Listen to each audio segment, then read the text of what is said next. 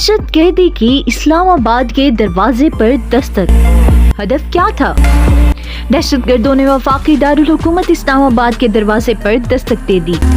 ये कोई अनहोनी नहीं हुई। गुज़श्ता चंद हफ्ते से पाकिस्तान के शुमाल मगरबी इलाकों में सिक्योरिटी फोर्सेस पर हमले एक तसलसल के साथ जारी हैं।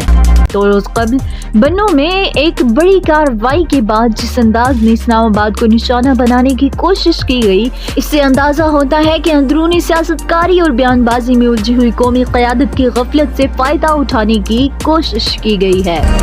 वज़ीर दाखिला राना सनाउल्लाह का कहना है कि दहशतगर्द इंतहाई अहम मुकाम को निशाना बनाने के लिए आए थे, जिसमें उन्हें नाकामी हुई। एक तरफ तो दहशतगर्दी का अफरियत मुंह खोले खड़ा है, तो दूसरी जानिब लाहौर हाई कोर्ट में वज़ीर आला परवेज इलाही ने गवर्नर के हुक्म को हाई कोर्ट में चैलेंज कर दिया। लेकिन इस दरख्वास्त की समाअत करने वाले बेंच के एक रुकन जस्टिस फारूक हैदर इससे पहले चौधरी परवेज इलाही के वकील रह चुके हैं।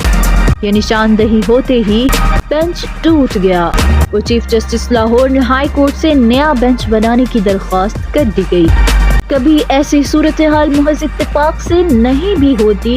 एक तरफ जहां नून लीग की हिकमत अमली है कि आम इंतखाबात आइंदा साल अपने मुकर्ररा वक्त पर होंगे, वहीं काफ लीग भी इस मौक़िफ़ की हामी है और चौधरी परवेज इलाही इस मौक़िफ़ की हिमायत कर चुके हैं। लेकिन इमरान खान का इत्तेहादी होने की वजह से वो इनकी हाँ में हाँ मिलाने पर मजबूर हैं। सियासी हल्के मुत्तफिक हैं कि मौजूदा सियासी सूरत हाल में जाने या अनजाने में नून और काफ लीग मुश्तरका हिकमत अमली इख्तियार करने पर मजबूर हैं। फिर नया बेंच बना, समाअत हुई और बगैर कोई लगी लिपटी रखे परवेज इलाही के वकील ने अदालत के इस्तफसाल पर यकीन दहानी करा दी कि वो असेंबली नहीं तोड़ेंगे।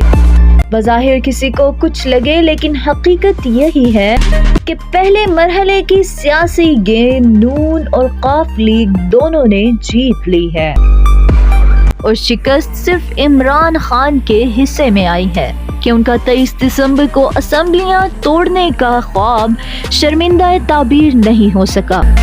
इंतजार कीजिए कि सियासत कौन सा नया मंजर आपके सामने लाने वाली है।